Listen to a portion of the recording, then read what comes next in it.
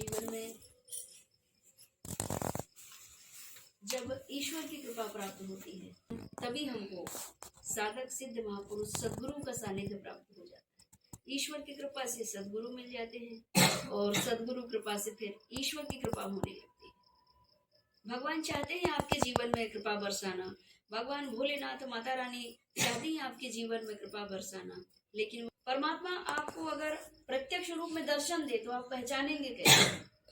तो भगवान का मूल परिचय संत ही कराते हैं, ऋषि मुनि महात्मा ही कराते हैं, सद्गुरु जन ही कराते हैं। इसीलिए बिना गुरु के इस भाव से, इस माया रूपी भाव से मनुष्य पार नहीं हो सकता। बड़ा सरल मार्ग है संतों की कृपा।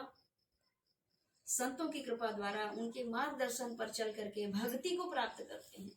भक्ति को जब हम प्राप्त करते हैं तो फिर भक्ति के वशीभूत भगवान है, भगत के बस में है भगवान। तो भगत बनना है तो गुरु शरण लेना पड़ेगा। गुरु ही बताएगा भगत कैसे बना जाता है और भगवान की कृपा कैसे प्राप्त कराएगी। भगवान की कृपा कैसे प्राप्त की जाती है, ये संतों से ही हमें प्राप्त होता है। लेकिन गुरु दीक्षा लेने के बाद गुरु जी को भूलना नहीं चाहिए। अगर गुरु को हम भूल गए तो हमें मार्ग कौन बताएगा, राह कौन बताएगा, जीवन से दुख से मुक्ति कौन दिलाएगा? अज्ञान रूपी अंधकार के कारण ही मनुष्य दुख भोगता है। अज्ञानता के वशीभूत मनुष्य दुख भोग रहा है। तो फिर गुरु आपको हाथ पकड़ के सद्ज्ञान रूपी प्रकाश में लाते हैं और जीवन जीने की नई कला सिखाते हैं कि इस माया रूपी संसार सागर में रहते हुए भगवान को कैसे प्राप्त किया जाता है, भगवत भक्ति को कैसे प्राप्त किया जाता है।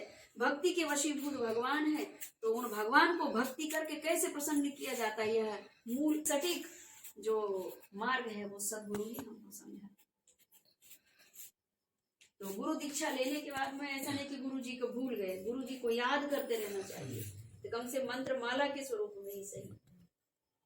ओम नमः शिवाय नाम लेने मात्र से मनुष्य का कल्याण हो जाता है। तो फिर तो अपन एक बार लेने से कल्याण होता है, तो अपन तो 108 बार लेने का संकल्प ले रहे हैं। कम से कम एक माला तो हम करेंगे ही ओम नमः शिवाय का। ओम ह्रीं बगलाम की एक बार बोलने से परम कल्याण होता है। तो कल्याण ही कल्याण चाहिए, तो फिर हमको 108 बार बोलने का संकल्प